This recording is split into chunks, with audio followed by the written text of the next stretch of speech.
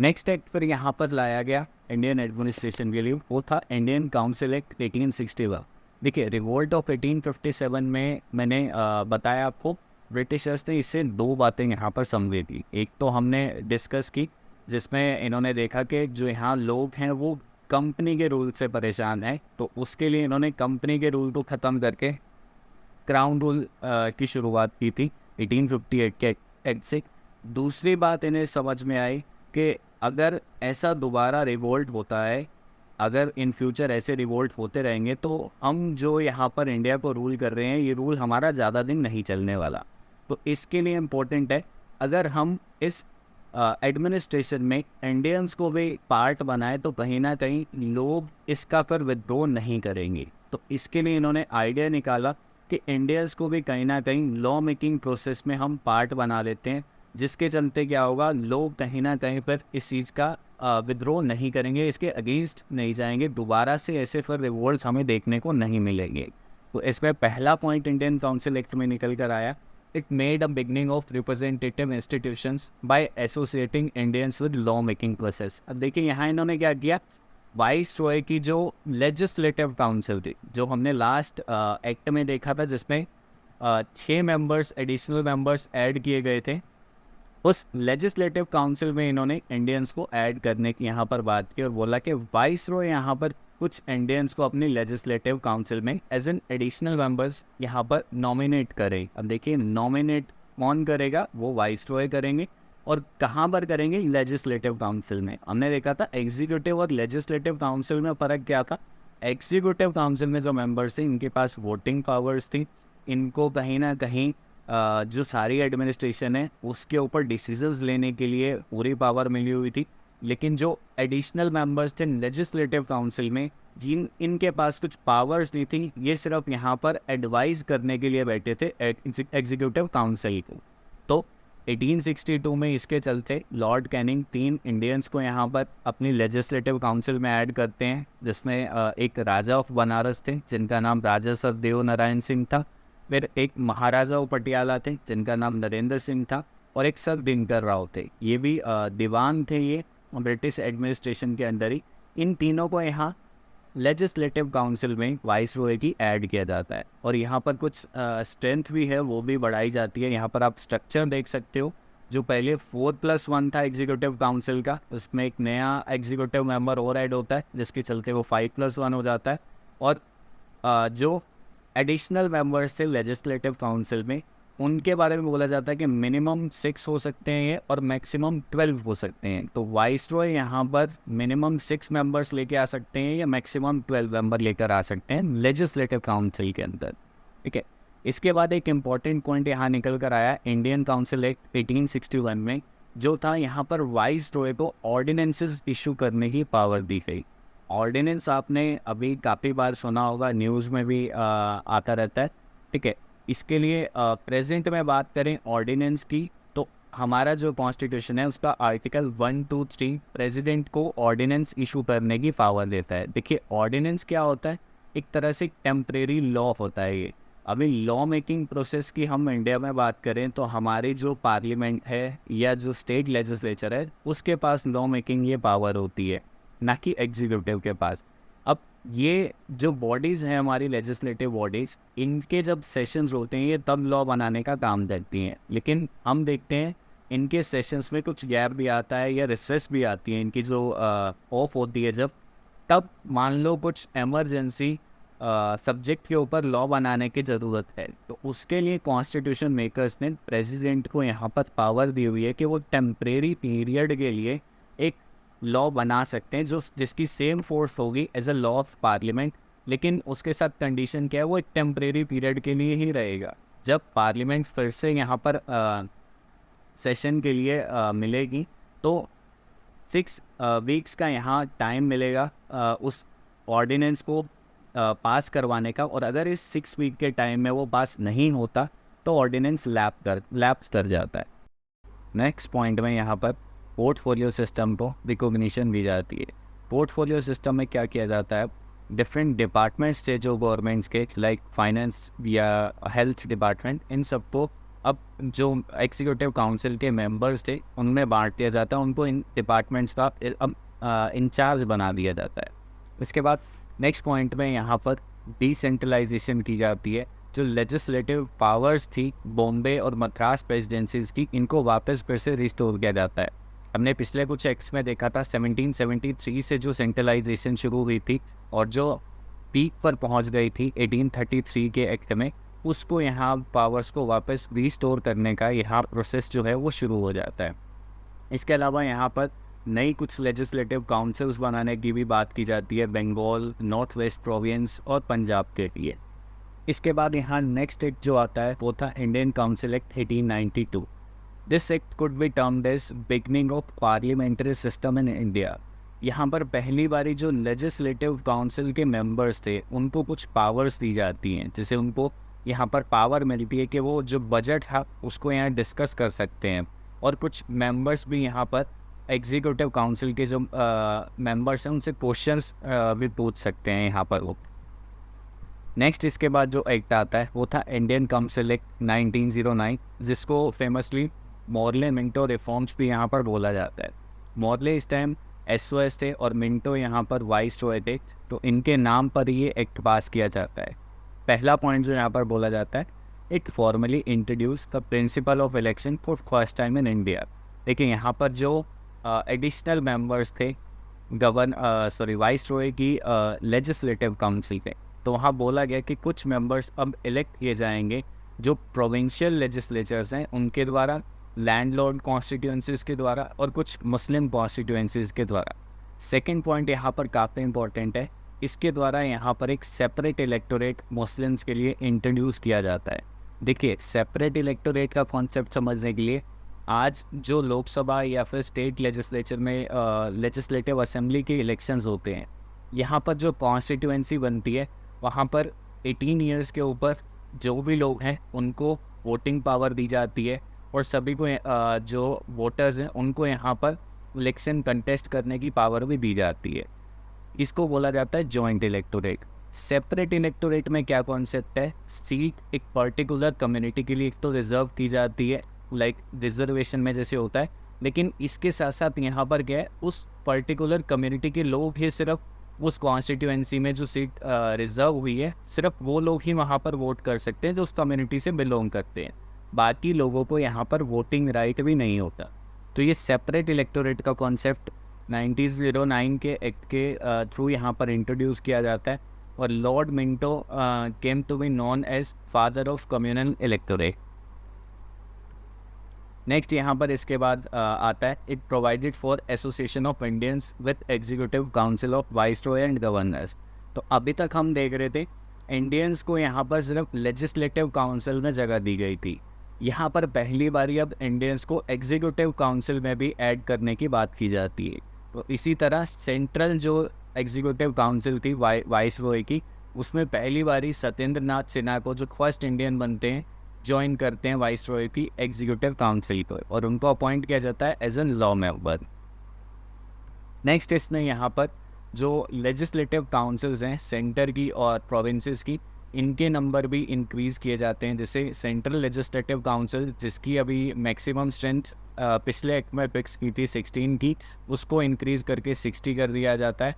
उसी के साथ साथ इन लेजिस्लेटिव काउंसिल्स के फंक्शंस को भी यहाँ पर काफ़ी बढ़ा दिया जाता है। नेक्स्ट इसके बाद आते हैं गवर्नमेंट ऑफ इंडिया 1919 के ऊपर, जिसको मॉन्टेग्यू चेम्सफोर्ड रिफॉर्म भी यहाँ पर बोलते हैं। मॉन्टेग्यू यहाँ पर एसओएस थे और चेम्सफोर्ड यहाँ पर वाइसरॉय थे इंडिया में। देखिए 20 अगस्त 1917 को ब्रिटिश गवर्नमेंट पहली बारी डिक्लेयर करती है कि इनका जो ऑब्जेक्टिव है वो इंडिया में एक रिस्पॉन्सिबल गवर्नमेंट बनाना है, और इसी के चलते ये फिर 1919 में government of India act introduce करते हैं। देखिए पहला पॉइंट इस एक्ट में क्या कहा जाता है, it introduced for the first time bicameralism and direct elections in the country. Bicameralism का मतलब क्या है, जहाँ पर लेजिस्लेचर के 2 हाउसेज होते हैं उसको बोलते हैं बाईकैमरलिज्म। तो इसी एक्ट के थ्रू यहाँ पर जो इंडियन लेजिस्लेटिव काउंसिल थी उसको रिप्लेस किया जाता है यहाँ पर बाईकैमरल लेजिस्लेचर के साथ, जिसमें एक अपर हाउस क्रिएट किया जाता है जिसको काउंसिल ऑफ स्टेट भी बोलते हैं, और एक लोअर हाउस यहाँ पर लेजिस्लेटिव असेंबली भी बनाई जाती है। और बोला जाता है यहाँ दोनों हाउसेस में जो मेजॉरिटी मेंबर्स होंगे उनको डायरेक्ट इलेक्शन से चूज़ किया जाएगा। इसके बाद नेक्स्ट इसमें बोला जाता है it relaxed it relaxed the central control over the provinces by demarcating and separating the central and provincial list। देखिए यहाँ पर क्या कर रहे हैं, अब ये क्लियरली यहाँ पर सेंट्रल सब्जेक्ट्स को और स्टेट सब्जेक्ट्स को डिवाइड किया जाता है। एक सेंट्रल लिस्ट बनाई जाती है और एक स्टेट लिस्ट बनाई जाती है, और यहाँ पर सेंटर और स्टेट लेजिस्लेचर को ऑथराइज किया जाता है अपने रिस्पेक्टिव लिस्ट में जो सब्जेक्ट्स हैं उनके ऊपर लॉ बनाने के लिए। एक बहुत इंपॉर्टेंट पॉइंट इस एक्ट से निकल कर आता है, एक नए तरह का सिस्टम यहाँ पर इंट्रोड्यूस किया जाता है जिसको डायरकी सिस्टम बोलते हैं। डायरकी, देखिए डायरकी सिस्टम में क्या होता है, अभी जो स्टेट लिस्ट यहाँ पर बनाई गई थी जिसमें स्टेट लिस्ट में स्टेट सब्जेक्ट्स यहाँ पर रखे गए थे, उन सब्जेक्ट्स को यहाँ पर दो कैटेगरी में ही डिवाइड कर देते हैं, एक रिजर्व और एक ट्रांसफर। रिजर्व जो सब्जेक्ट्स होते हैं उसमें इम्पॉर्टेंट जो नेचर के सब्जेक्ट्स रहते हैं उनको डाला जाता है, like finance, law and order, इनको रिजर्व कैटेगरी में डाल दिया जाता है। और बाकी जो लेस इम्पॉर्टेंट सब्जेक्ट्स होते हैं उनको यहाँ ट्रांसफर्ड सब्जेक्ट्स की लिस्ट में यहाँ पर डाल देते हैं, लाइक हेल्थ, एजुकेशन। और इनका बोला जाता है कि जो रिजर्व सब्जेक्ट्स होंगे इनके ऊपर लॉ बनाने की पावर जो गवर्नर होंगे रिस्पेक्टिव प्रोविंस की उनके पास होगी, और जो ट्रांसफर्ड सब्जेक्ट्स होंगे जो लेसर इंपॉर्टेंट सब्जेक्ट्स हैं इनके ऊपर कहीं ना कहीं जो कंट्रोल होगा वो कंट्रोल इंडियन मेंबर्स जो यहाँ पर आएंगे उनको यहाँ पर दे दिया जाता है। तो ये डायरकी सिस्टम पहली बारी स्टेट्स में यहाँ पर इंट्रोड्यूस किया जाता है इंडिया में।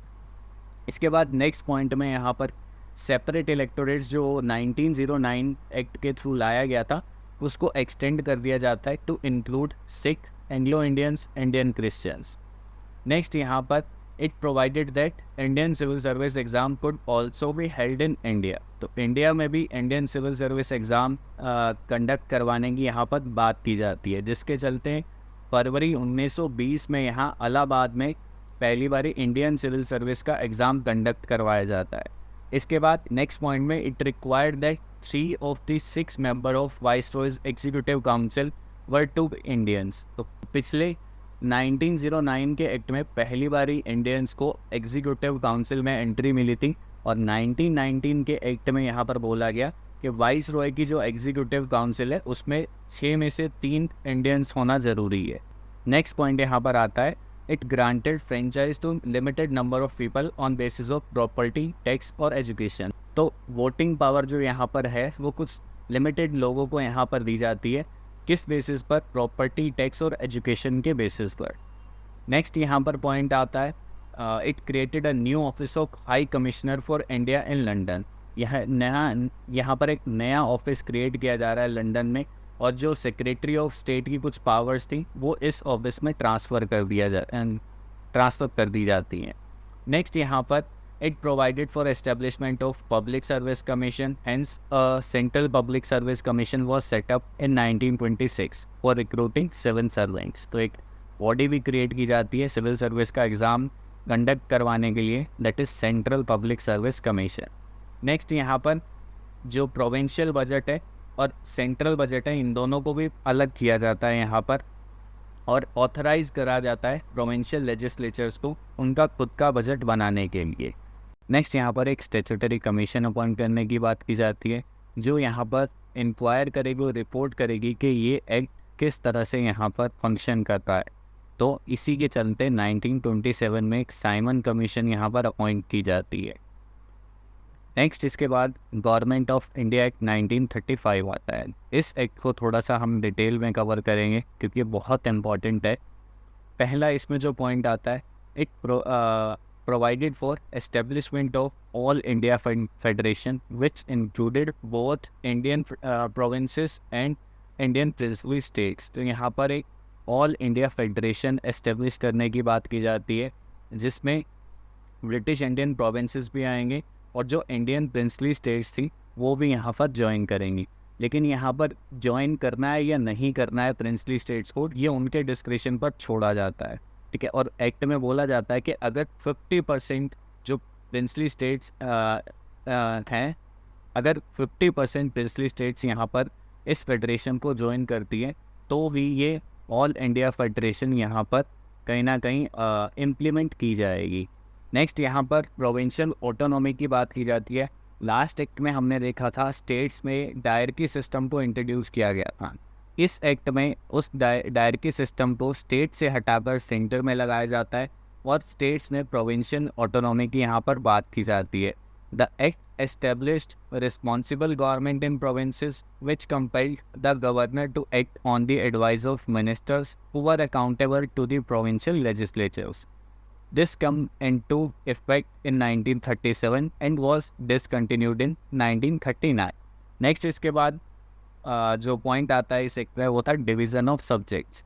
देखिए लास्ट एक्ट में हमने देखा था जो सब्जेक्ट्स थे उनको दो लिस्ट में यहाँ पर डिवाइड किया गया था, सेंट्रल लिस्ट और स्टेट लिस्ट। इस एक्ट के अंदर जो सब्जेक्ट्स थे उनको तीन लिस्ट में बांटा जाता है, that is federal list, provincial list और तीसरी थी कॉन्करेंट लिस्ट। यहाँ पर आप देख सकते हैं फेडरल लिस्ट में 59 आइटम्स को रखा जाता है, प्रोविंशियल लिस्ट में 54 आइटम्स या 54 सब्जेक्ट्स को डाला जाता है और कॉन्करेंट लिस्ट जिसमें 36 सब्जेक्ट्स या आइटम्स को डाला जाता है। फेडरल लिस्ट पर लॉ बनाने की पावर फेडरल जो लेजिस्लेचर थी उसके पास होती है। प्रोविंशियल लिस्ट के ऊपर जो स्टेट गवर्नमेंट या जो प्रोविंशियल लेजिस्लेचर है उसके पास पावर है और कॉन्करेंट लिस्ट पर लॉ बनाने की पावर दोनों ही जो सेंटर और स्टेट हैं दोनों को दी जाती है। इसके अलावा बोला जाता है residuary power was given to the viceroy. Residuary power का मतलब क्या है, जो सब्जेक्ट इन तीनों लिस्ट में मेंशन नहीं है, अगर ऐसा कोई सब्जेक्ट है तो उसके ऊपर लॉ बनाने की पावर वाइसरॉय को दी जाती है यहाँ पर। नेक्स्ट इसके बाद बाई कैमरल लेजिस्लेचर की बात की जाती है। लास्ट एक्ट में भी हमने देखा था जिससे सेंटर में यहाँ पर बाई कैमरल लेजिस्लेचर एस्टेब्लिश किया गया था, एक काउंसिल ऑफ स्टेट्स बनाई गई थी और एक लेजिस्लेटिव असेंबली बनाई गई थी सेंटर में। यहाँ पर इस एक्ट में उसके बारे में कुछ डिटेल्स दी जाती हैं, कितने यहाँ पर मेंबर्स रहेंगे दोनों में, कितनी उनकी टर्म्स रहने वाली है, उसको यहाँ थोड़ा सा स्पेसिफाई किया जाता है। दूसरा यहाँ पर स्टेट्स में भी कुछ बाई कैमरलिज्म इंट्रोड्यूस किया जाता है। जैसे टोटल 11 प्रोविंसेस थे तो उसमें से 6 प्रोविंसेस में यहाँ पर बाई कैमरलिज्म इंट्रोड्यूस करने की बात की जाती है, जिसमें बंगाल, बॉम्बे, मद्रास, बिहार, असम और यूनाइटेड प्रोविंस आते हैं। नेक्स्ट यहाँ पर कम्युनल इलेक्टोरेट जो इंट्रोड्यूस किए गए थे उसको रिटेन करने की बात की जाती है और फर्दर इसको यहाँ पर एक्सटेंड किया जाता है by providing separate electorate for depressed classes, women and labour. हाँ, ये नई कुछ क्लासेस है, इनके लिए भी यहाँ पर सेपरेट इलेक्टोरेट जो है उसको इंट्रोड्यूस किया जाता है। नेक्स्ट यहाँ पर एक फेडरल कोर्ट एस्टेब्लिश करने की बात की जाती है। Federal court which would interpret the act and adjudicate dispute relating to the federal matters. Main इस फेडरल कोर्ट को जो काम दिया जाता है वो दिया जाता है जो कॉन्फ्लिक्ट्स होंगे सेंटर और उसके मेंबर यूनिट्स जो प्रिंसली स्टेट्स और प्रोविंसेस थे, इनके बीच में जो भी डिस्प्यूट होंगे उनको सॉल्व करने के लिए यहाँ पर फेडरल कोर्ट को एक्सक्लूसिव ओरिजिनल ज्यूरिसडिक्शन दिया जाएगा। देखिए एक्सक्लूसिव ज्यूरिसडिक्शन का मतलब होता है कि सिर्फ इसी कोर्ट के पास यहाँ पर पावर होगी ऐसे जो केसेस हैं उनको एंटरटेन करने की, और ओरिजिनल ज्यूरिसडिक्शन का मतलब होता है कि फर्स्ट इंस्टेंस में इस कोर्ट के पास पावर है फर्स्ट इंस्टेंस में उस केस को हैंडल करने की या उस केस को एंटरटेन करने की। तो यहाँ फेडरल कोर्ट एक एस्टेब्लिश की जाती है, ठीक है, जिसमें एक चीफ जस्टिस और दूसरा बोला जाता है कि जो अदर जजेस की स्ट्रेंथ है वो 86 से ज़्यादा नहीं होनी चाहिए। इसके अलावा यहाँ पर कुछ प्रोविंसेस को भी रीऑर्गेनाइज किया जाता है, जैसे बॉम्बे प्रोविंस से अलग करके एक सिंध प्रोविंस बनाया जाता है। नेक्स्ट यहाँ पर आता है इंपॉर्टेंट पॉइंट, वो है separation of work. Simon commission proposed to government of India to separate Burma from India and this proposal was accepted by this act. 1935 में इसी के चलते यहाँ पर बर्मा एक्ट भी पास किया जाता है, जिसके चलते बर्मा को एज ए सेपरेट कॉलोनी यहाँ पर बनाया जाता है। बर्मा जो प्रेजेंटली म्यांमार है उसको पहले यहाँ पर बर्मा बोला जाता था। नेक्स्ट यहाँ पर it provided for establishment of reserve bank of India to control the currency and credit of India. उसके अलावा यहाँ पर this placed control of railway in the hands of new body known as federal railway authority इसके अलावा यहाँ पर एक federal public service commission के साथ साथ प्रोविंशियल सर्विस कमीशन और joint public service commission establish करने की भी बात की जाती है। नेक्स्ट यहाँ पर जो वोटिंग राइट्स थे उसको एक्सटेंड किया जाता है और अब जो टोटल पॉपुलेशन थी लगभग 10% पॉपुलेशन को यहाँ पर वोटिंग राइट्स मिल जाते हैं। नेक्स्ट इसके बाद लास्ट जो आता है वो है इंडियन इंडिपेंडेंस एक्ट 1947। देखिए 20 February 1947 को ब्रिटिश प्राइम मिनिस्टर क्लेमेंट एटली डिक्लेयर करते हैं कि ब्रिटिश रूल इंडिया में ख़त्म हो जाएगा 30 जून 1948 तक और पावर यहाँ पर ट्रांसफ़र कर दी जाएगी इंडियन जो लीडर्स हैं इनको। लेकिन मुस्लिम लीग यहाँ पर इसके अगेंस्ट प्रोटेस्ट करती है क्योंकि वो डिमांड कर रही थी शुरू से पार्टीशन करने का, जिसके चलते जून 3 1947 को लॉर्ड माउंटबेटन जो यहाँ पर वाइस रॉय थे इस टाइम एक पार्टीशन प्लान रखते हैं जिसको माउंटबेटन प्लान भी यहाँ पर बोला जाता है। इस प्लान को कांग्रेस और मुस्लिम लीग दोनों एक्सेप्ट कर लेते हैं और इसी के चलते यहाँ पर इंडियन इंडिपेंडेंस एक्ट लाया जाता है। पहला पॉइंट इस एक्ट में आता है, it ended the British rule in India and declared India as an independent and sovereign state from August 15, 1947. It provided for partition of India and creation of two independent dominions of India and Pakistan with the right to secede from British Commonwealth. Next यहाँ पर जो office of vice Roy है उसको abolish कर दिया जाता है, उसकी जगह एक गवर्नर जनरल यहाँ पर अपॉइंट किया जाता है by British king on the advice of dominion cabinet. Next यहाँ पर जो कॉन्स्टिट्यूएंट असेंबलीज बनाई गई थी जो 1946 में कैबिनेट मिशन प्लान के अकॉर्डिंग बनी थी, उनको यहाँ पावर दी जाती है कि वो कोई भी यहाँ पर कॉन्स्टिट्यूशन अडॉप्ट कर सकती हैं, फ्रेम कर सकती हैं। और इसके बाद इसी के साथ ये कॉन्स्टिट्यूएंट असेंबलीज़ को यहाँ पर इंडिपेंडेंस के बाद लेजिस्लेशन की पावर भी साथ में दी जाती है। एक इम्पॉर्टेंट पॉइंट इस एक्ट में जो आता है वो ये था कि जो प्रिंसली स्टेट्स यहाँ पर लोकेटेड थे ब्रिटिश इंडियन एम्पायर में, इनको यहाँ पर फ्रीडम दी जाती है कि ये चूज़ कर सकें ये इंडिया का पार्ट बनना चाहते हैं, पाकिस्तान का पार्ट बनना चाहते हैं या फिर इंडिपेंडेंट रहना चाहते हैं। तो ये कुछ था इंडियन इंडिपेंडेंस एक्ट 1947 में। इसके बाद at the stroke of midnight of 15 August 1947, British rule came to an end and power was transferred to the two new independent dominions of India and Pakistan. Lord Mountbatten इसके साथ first governor general बनते हैं of the new dominion of India. He sworn in as Jawaharlal Nehru as first prime minister of independent India. और जो constituent assembly थी वो पर 1949 में अपना कॉन्स्टिट्यूशन यहाँ पर अडॉप्ट करती है, एनेक्ट करती है और 1950 में उसको पर यहाँ पर इम्प्लीमेंट किया जाता है। तो ये पूरा टॉपिक था यहाँ पर हिस्टोरिकल बैकग्राउंड का। अब कुछ इसके क्वेश्चंस देख लेते हैं, किस तरह के क्वेश्चंस पहले यहाँ पूछे गए हैं। यहाँ पर लेटेस्ट जो है इसी साल सिविल सर्विस के पेपर में जो पूछा गया, by which one of the following acts was the governor general of Bengal designated as governor general of India. तो काफ़ी इजी क्वेश्चन है। 1833 के एक्ट में गवर्नर जनरल ऑफ बंगाल का डेजिग्नेशन चेंज करके गवर्नर जनरल ऑफ इंडिया कर दिया गया था। विलियम बेंटिक यहाँ first governor general of India बने थे। देखिए इस टॉपिक से जो क्वेश्चंस आएंगे प्री सिविल सर्विस प्री में बात करेंगे, जितने भी वन डे एग्जामिनेशन है वो काफ़ी इजी रहने वाले हैं। ठीक है, तो ये एक ऐसी बेसिक चीज़ है जो सभी को आना ज़रूरी है। अगर इससे क्वेश्चन आएगा तो आप एक्सपेक्ट करके चाहिए कि उसको सब लोग ऑलमोस्ट सभी सॉल्व करने वाले हैं। नेक्स्ट यहाँ पर इससे 2012 में एक क्वेश्चन पूछा गया था, which of the following is are the principles of government of India act 1990। तो यहाँ पर कुछ स्टेटमेंट्स दी गई और पूछा गया कि गवर्नमेंट ऑफ इंडिया एक्ट 1919 जो लाया गया था उसमें क्या क्या प्रोविजंस इनमें से इंक्लूडेड थे। फर्स्ट पॉइंट जैसे यहाँ पर बोलता है, introduction of dyarchy in the executive government of provinces, introduction of separate communal electorates for Muslim, devolution of legislative authority by centre to the provinces. तो इसका आंसर है सी, पहला पॉइंट ठीक है। यहाँ पर डायरकी सिस्टम इंट्रोड्यूस किया गया था प्रोविंसेस में सेकेंड पॉइंट यहाँ पर introduction of separate communal electorates, ये 1909 के थ्रू लाया गया था। और थर्ड पॉइंट भी यहाँ ठीक है, लेजिस्लेटिव अथॉरिटी यहाँ पर डिवोल्यूशन की गई थी by the centre to the provinces, जिसके लिए हमने देखा दो लिस्ट भी यहाँ पर लाई गई थी, सेंट्रल और स्टेट लिस्ट। नेक्स्ट इसके बाद यहाँ पर एक क्वेश्चन है, distribution of powers between the centre and state in the Indian constitution is based on scheme provided in the which act. तो 2012 में पूछा गया था ये क्वेश्चन भी। तो इसका आंसर है गवर्नमेंट ऑफ इंडिया एक्ट 1935।